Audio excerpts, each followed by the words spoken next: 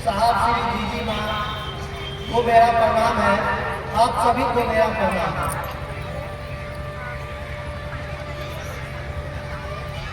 इस मंच पर बुलाया गया है अपने गुरु सिंह की बात करने के लिए, लेकिन यहाँ आने के बाद तो भूल ही जाता हूँ कि क्या कहना है हमको। साहब जी कहे कि बस एक बात याद रखना, बस एक बात याद रखना कि शिव मेरे गुरु हैं। बस वही बात याद है कि शिव मेरे गुरु हैं और गुरु दया ही सब कुछ है। देखिए, हम सभी जब अपने बच्चे को देखते हैं कि एक स्वस्थ बच्चा बीमार हो जा रहा है तो उसकी इलाज कराते हैं और डॉक्टर जो दवाई लिखता है वो दवाई उसको खिलाते हैं। हम एक जीव हैं तो अपने बच्चे के प्रति इतनी संवेदनाएं हैं हमको तो उसको इलाज कराते हैं। सोचिए, कहते हैं परमात्मा शिव मेरे पिता हैं और उनकी हम सभी संतान हैं। तो ये जो संसार है, ये जो जगत है, अध्यात्म के संक्रांति काल से गुजर रहा है। वैसे परिस्थिति में जब भाई भाई को लोग नहीं चाह रहा है, एक देश दूसरे देश पर हमला कर रहा है, आपस में एक पड़ोसी दूसरे पड़ोसी को अपना नहीं समझ रहा है, स्थिति इतनी तक बिगड़ जाती है कि एक पति पत्नी जो एक दाम्पत्य जीवन में बंध के एक साथ रहने को संकल्पित हुए हैं, साथ वचन लगाकर, वो भी तलाक की स्थिति में पहुंच जाते हैं। ऐसे स्थिति में क्या उस परमात्मा का दिल नहीं दुखाता होगा? निश्चित दुखाता होगा। और उन्होंने एक व्यवस्था लगाई, उस व्यवस्था के तहत एक 12 साल के बच्चे के अंदर उन्होंने अपने संप्रेषण दिया और वो चमत्कार सीखने के लिए आगे बढ़े पढ़ाई लिखाई के साथ। और कालांतर में जब उनकी ध्यान लग गया पूजा पाठ और तांत्रिक क्रियाओं में, तो उनकी माँ कही कि बउआ आपके कारण मैं बदनाम हो रही हूँ, सब जगह से शिकायत आ रहा है।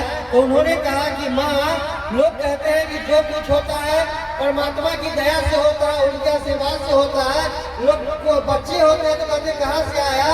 तो बच्चा महादेव भेजा है, भगवान भेजा है। लोग कहते हैं मर गया तो कहाँ गया? भगवान के पास गया। माँ, मैं एक दिन भगवान को इस संसार में लाऊंगा लोगों के पास। और आज देखिए, वो परमपिता परमेश्वर शिव वो आज इस संसार में आए हैं और हम सभी के अपना बनकर।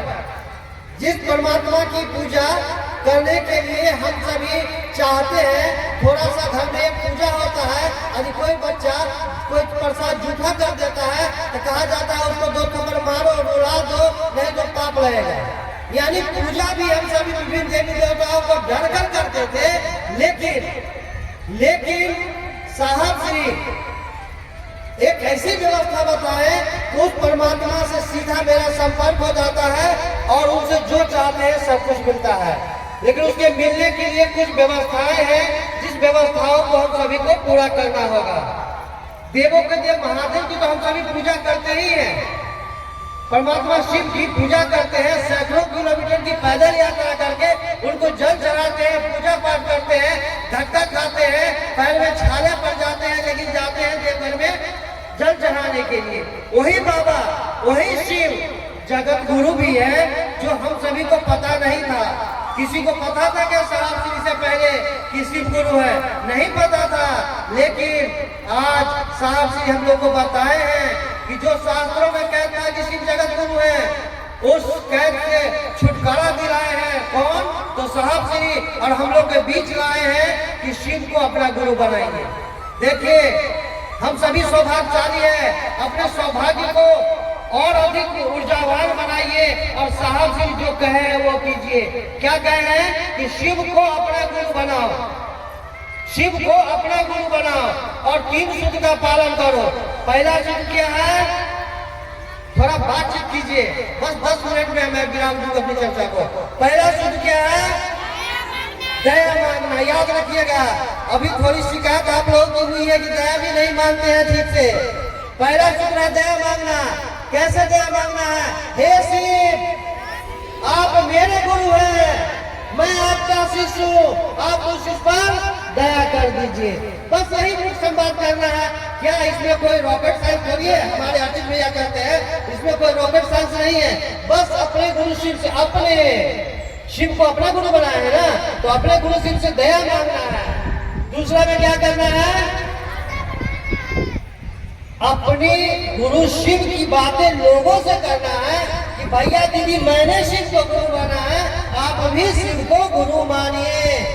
और शिव को गुरु मानेंगे तो साहब कहते हैं किम न सिद्धते भूतले, यानी इस संसार में क्या संभव नहीं है जो पूरा नहीं हो सकता है यदि शिव मेरे गुरु होंगे तो हम सभी चाहते हैं ना कि संसार में सब कुछ पूरा हो, क्योंकि जगत का आकर्षण थोड़ा अधिक हम लोग में है, तो चाहते हैं जगत की सभी चीज हम लोग में पूरा हो, और वो सभी चीजें पूरा होती है यदि शिव को गुरु बनाते हैं। तो कहा गया है ना शिष्यानुमति में, इस लोक की भी और उस लोक की भी दोनों लोगों की पूर्ति यहाँ होती है शिव को गुरु बनाने के बाद। और तीसरा क्या है, तीसरा क्या है, नमः शिवाय, यानी प्रणाम। हम लोग को तो प्रणाम करने का बड़ा पुराना आदत है, भैया प्रणाम, दीदी प्रणाम, दादा प्रणाम, दादी प्रणाम, करते हैं कि नहीं करते हैं। यह महादेव को जैसे मेरे भैया दादा दादी बच्चे सब अपने हैं, उससे भी बड़े अपने महादेव है ना, तो अपने को प्रणाम नहीं करेंगे तो प्रणाम करेंगे कैसे। साहब से बताए कि महादेव को प्रणाम करने के लिए पंचाक्षरी मंत्र है। पहला 2 अक्षर क्या है, भूल गए, नमः, 2 अक्षर है नमः, और 3 अक्षर क्या है, थोड़ा बातें करेंगे तो अच्छा लगेगा। पहला 2 अक्षर क्या है, नमः, और 3 अक्षर शिवाय, 2 और 3 5 क्या हो गया, नमः शिवाय। माला पे 24 घंटा में एक बार, और माला नहीं है और जप्पा विधि से कर रहे हैं तो जब जब याद आए सांस लेने में छोड़े शिवाय, बस यही करके हम सभी शिव के सच्चे और अच्छे शिष्य बन सकते हैं। एक चीज बताइए कि खूब बढ़िया दुकान हम खोल लें, ओपनिंग कराए, मिठाई बड़का बड़का बांट दिए, पूरा गांव को बुला के भोज कर दिए, कल होकर के दुकान बंद कर देंगे तो रुपया आएगा, इनकम होगा। वही हाल हो रहा है, हम लोग कर रहे हैं, हम लोग भी कर रहे हैं कि शिव को गुरु बना लेते हैं, घर चर्चा करवाते हैं कि मेरे घर में चर्चा हो रहा है, और खूब और शादी खिलाते भी है लोगों को, अक्ल लोग भूल जाते हैं। तो महादेव की दया मिलेगी, दुकान खोल के दुकान बंद कर देंगे तो इनकम नहीं आएगा।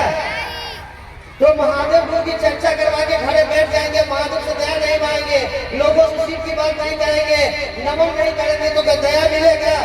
तो क्या कहिएगा कि 3 साल से शिव के गुरु मानने की हमें कुछ बुझाइए नहीं आएगा। अरे कैसे बुझाएगा, कैसे बुझाएगा।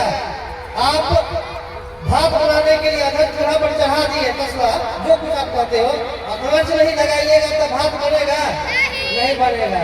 तो अपने गुरु शिव की बात करना है ना, सबको शिव गुरु की बात करते हैं ना लोगों से, तो करना है। यही 3 सूत्र करके हम सभी सच्चे और अच्छे शिष्य बन सकते हैं, तो हम सभी को ये करना चाहिए।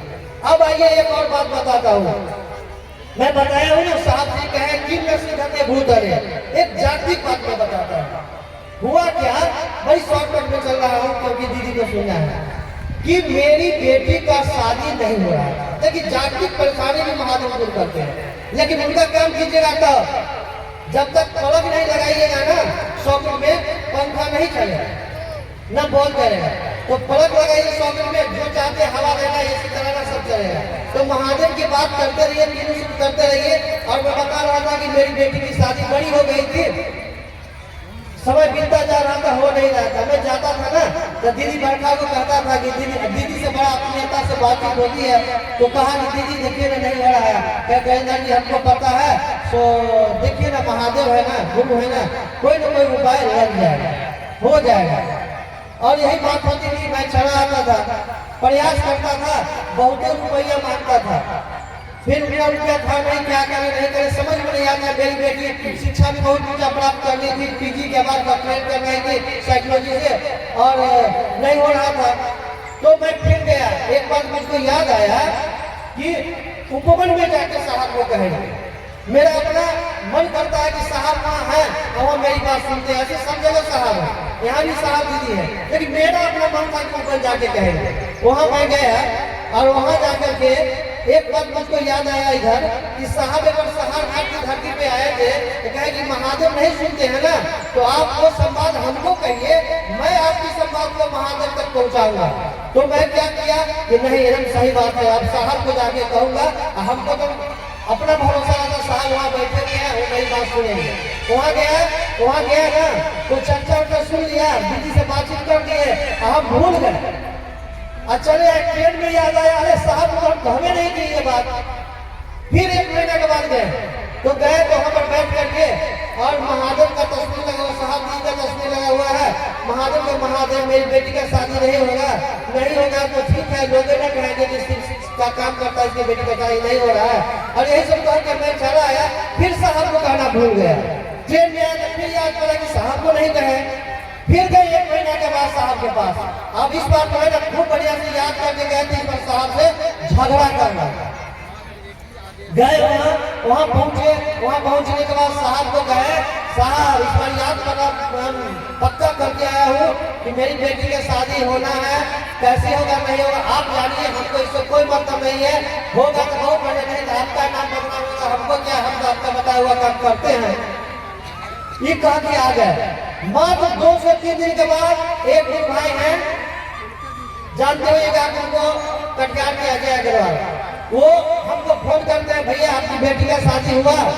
देखिए महादेव की दया, डायरेक्ट महादेव आगे थोड़ी करेंगे, महादेव तो ये भाव में चलते हैं ना, महादेव तो माध्यम में चलते हैं, उनके दया महादेव माध्यम में चलती है। वो कहे, हम कहे नहीं भैया, तो बोले कि आप ऐसे जाइए मुजफ्फरपुर, एक जगह एक रिश्ता है, आपको अच्छा लगेगा ना तो हम आकर के बात आगे बढ़ा देंगे। हम कहे नहीं, आप भी चलिए मेरे साथ। वो बेचारे रात भर का यात्रा करके मैंने मुजफ्फरपुर, हम तो मधुबनी से गए मुजफ्फरपुर और गए, रिश्ता फाइनल हो गया और शादी ब्याह हो गया, बिना दान दहेज के हो गया, अपना खर्चा करके शादी ब्याह हुआ, जागतिक वक्त भी हो गया।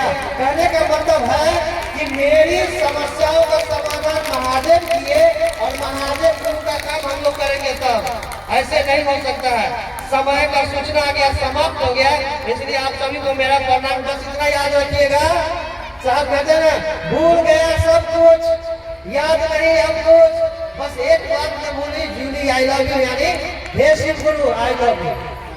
आप सभी को मेरा प्रणाम।